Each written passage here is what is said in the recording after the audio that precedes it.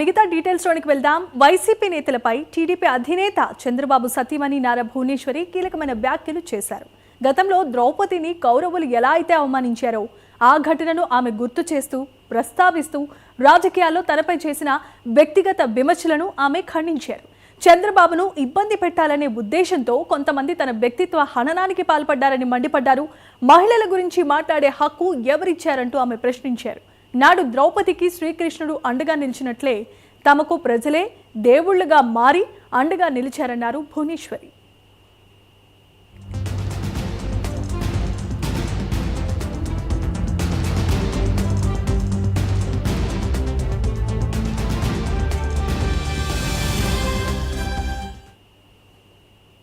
ఆలయంలో మీ అందరికీ తెలుసు ద్రౌపది అమ్మ గురించి.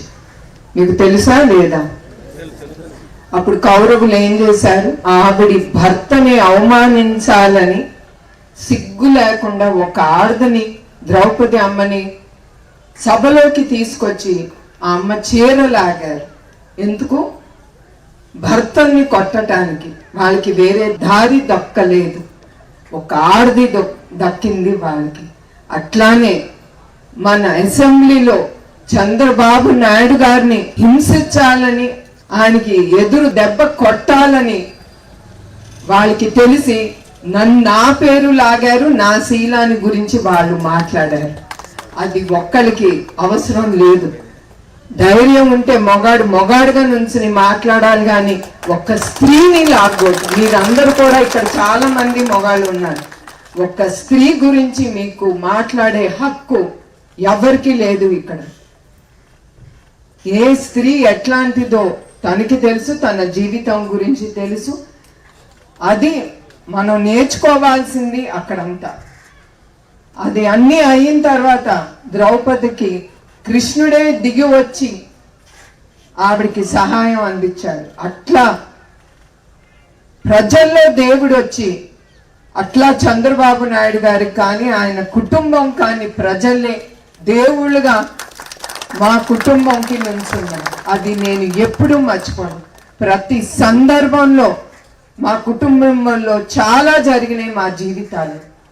ఇప్పుడే అన్నారు తిరుమలలో ఆ బాంబులు పెట్టి నక్సలైట్లు, కానీ ఇప్పుడు కూడా మా కుటుంబం హిట్ లిస్ట్లో ఉన్నా కూడా, ఇట్లాంటి అవమానాలు చాలా ఎదుర్కొన్నా కూడా ఆ దేవుడు అనేవాడు ఉంటాడు. ఎప్పుడు మా కుటుంబం మీకోసం, ప్రజల సేవ కోసం వాళ్ళు ఉన్నారు. వాళ్ళు అట్లా మా కుటుంబం ఉంది గనక ఆయన్ని రాజమండ్రిలో నిర్బంధించినప్పుడు మీ అందరికీ తెలుసు, రుజువు ఏమీ లేకుండా 57 రోజులు నుంచున్న ఆయన ఖైదీ చేసినప్పుడు అప్పుడు దేవుడే దిగొచ్చి ప్రజల ద్వారా ముందుకొచ్చారు. అదే గనక ఆయన తినుంటే ఆ 26 కోట్లని చివరికి చెప్పారు. ఆ 26 కోట్లు కూడా వాళ్ళు చూపించలేకపోయారు. అది మా కుటుంబం అంటే. అట్లానే ఇప్పుడు నా గురించి మీకు ముందర ఎందుకు చెప్తున్నానంటే, ఏనాడు నేను ఆ విషయం మాట్లాడలేదు. మగవాళ్ళని అందరికీ గుర్తు చేయటానికి తప్ప వేరే దానికి కాదు. ఇదేమి ఎలక్షన్ క్యాంపెయిన్ కాదు, నాకు అవసరం కూడా లేదు. ఇది స్త్రీని మర్యాదించాలి, స్త్రీ ఒక అమ్మ లాంటిది అనేది మీరందరూ మర్చిపోకూడదు.